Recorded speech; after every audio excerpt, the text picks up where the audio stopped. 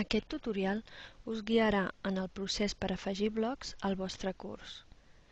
Primer de tot, activem l'edició clicant al botó Activa edició.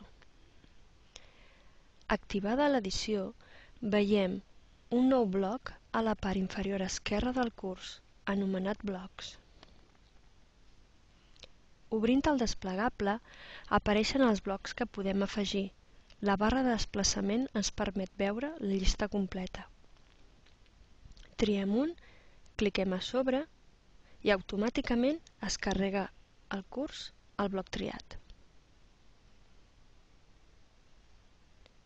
Podem moure el bloc.